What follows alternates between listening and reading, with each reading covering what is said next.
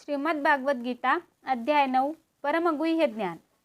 श्री भगवान ने कहा, हे अर्जुन, क्योंकि तुम मुझ में कभी ईर्ष्या नहीं करते, इसलिए तुम्हें यह परम गुह्य ज्ञान तथा अनुभूति बतलाऊंगा, जिसे जानकर तुम संसार के सारे क्लेशों से मुक्त हो जाओगे। यह ज्ञान सब विद्याओं का राजा है, जो समस्त रहस्यों में सर्वाधिक गोपनीय है। यह परम शुद्ध है, और क्योंकि यह आत्मा की प्रत्यक्ष अनुभूति कराने वाला है, अतः यह धर्म का सिद्धांत है। यह अविनाशी है और अत्यंत सुखपूर्वक संपन्न किया जाता है। हे परंतप, जो लोग भक्ति में श्रद्धा नहीं रखते, वे मुझे प्राप्त नहीं कर पाते, अतः वे इस भौतिक जगत में जन्म मृत्यु के मार्ग पर वापस आते ही रहते हैं। यह संपूर्ण जगत मेरे अव्यक्त रूप द्वारा प्राप्त है। समस्त जीव मुझ में है, किंतु मैं उनमें नहीं हूँ।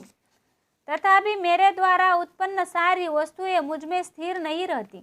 जरा मेरे योग ऐश्वर्य को देखो। यद्यपि मैं समस्त जीवों का पालक, भर्ता हूँ और सर्वत्र व्याप्त हूँ, लेकिन मैं इस विराट अभिव्यक्ति का अंश नहीं हूँ, क्योंकि मैं सृष्टि का कारण स्वरूप हूँ।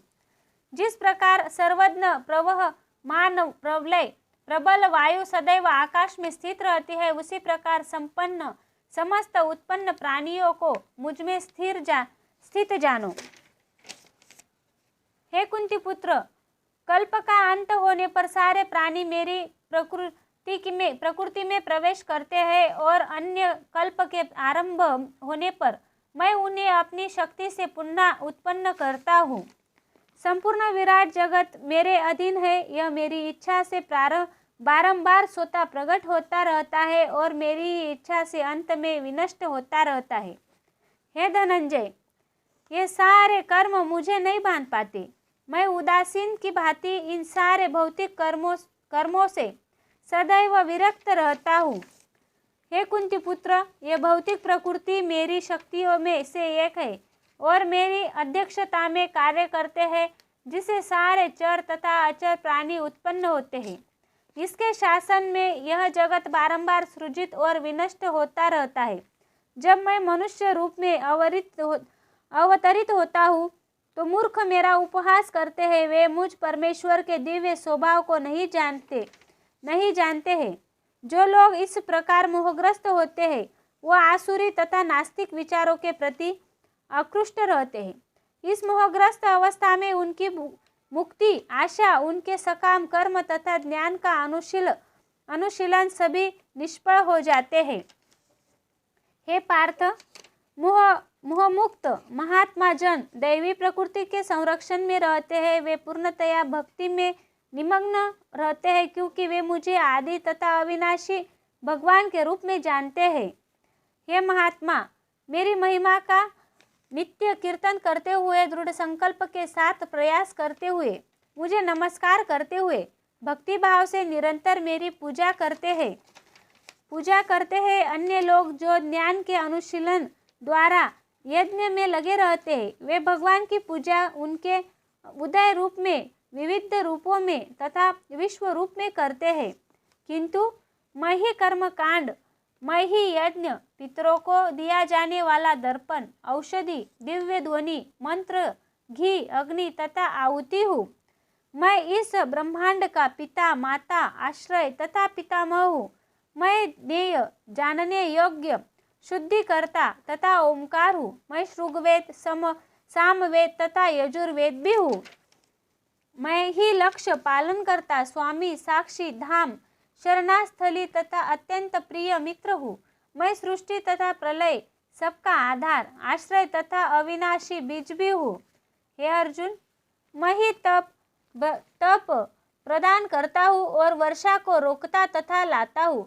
मैं अमरत्व हूँ और साक्षात मृत्यु भी हूँ। आत्मा तथा पदार्थ, सत तथा असत दोनों मुझी में है।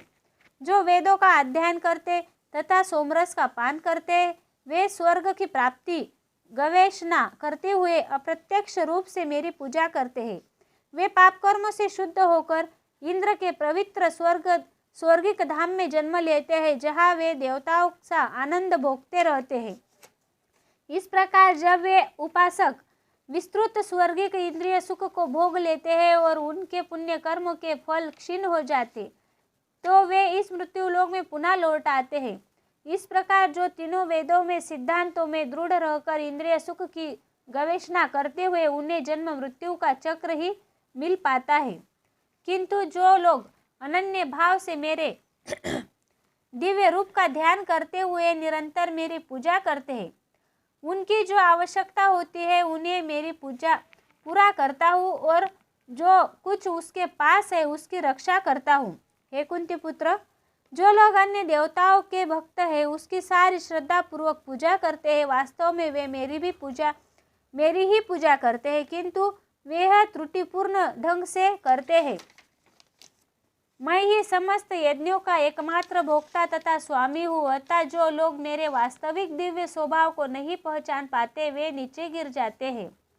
जो देवताओं की पूजा करते हैं वे देवताओं के बीच जन्म लेते हैं, जो पितरों को पूजते हैं वे पितरों के पास जाते, जो भूत प्रेतों की उपासना करते हैं वे ही उनके बीच जन्म लेते हैं, और जो मेरी पूजा करते हैं वे मेरे साथ निवास करते हैं। यदि कोई प्रेम तथा भक्ति के साथ मुझे पत्र, पुष्प, फल या जल प्रदान करता है तो मैं उसे स्वीकार करता हूँ। हे कुंती पुत्र, तुम जो कुछ करते हो, जो कुछ खाते हो, जो कुछ अर्पित करते हो या दान करते हो और जो भी तपस्या करते हो उसे मुझे अर्पित करते हो। इस तरह तुम कर्म के बंधन तथा इसके शुभाशुभ फलों से मुक्त हो सकोगे। इस संन्यास योग में अपने चित्त को स्थिर करके तुम मुक्त होकर मेरे पास आ सकोगे। मैं न तो किसी से द्वेष करता हूँ न किसी के साथ पक्षपात करता हूँ। मैं सर्व के लिए समभाव हूँ, किंतु जो भी भक्तिपूर्वक मेरी सेवा करता है वो मेरा मित्र है, मुझ में स्थिर रहता है और मैं भी इसका मित्र हूँ। यदि कोई जघन्य से जघन्य कर्म करता है किंतु यदि वह भक्ति में रहता है तो उसे साधु मानना चाहिए, क्योंकि वह अपने संकल्प में अडिग रहता है। वह तुरंत धर्मात्मा बन जाता और स्थायी शांति को प्राप्त करता है। हे कुंती पुत्र, निडर होकर घोषणा कर दो कि मेरे भक्त का कभी विनाश नहीं होता है। हे पार्थ, जो लोग मेरी शरण ग्रहण करते वे भले ही निम्न जन्मा स्त्री, वैश्या, व्यापारी तथा शूद्र, श्रमिक क्यों न हो, वे परम धाम को प्राप्त करते हैं। फिर धर्मात्मा ब्राह्मणों, भक्तों तथा राज ऋषियों के लिए तो कहना ही क्या। अतः इस क्षणिक दुखमय संसार में आ जाने पर मेरी प्रेमा भक्ति में अपने आप को लगाओ, अपने मन को मेरे नित्य चिंतन में लगाओ, मेरे भक्त बनो, मुझे नमस्कार करो, मेरी ही पूजा करो। इस प्रकार मुझ में पूर्णतया तल्लीन होने पर तुम निश्चित रूप से मुझको प्राप्त होगे। इस प्रकार श्रीमद् भगवद गीता के 9वें अध्याय परम गुह्य ज्ञान का भक्ति वेदांत पूर्ण हुआ।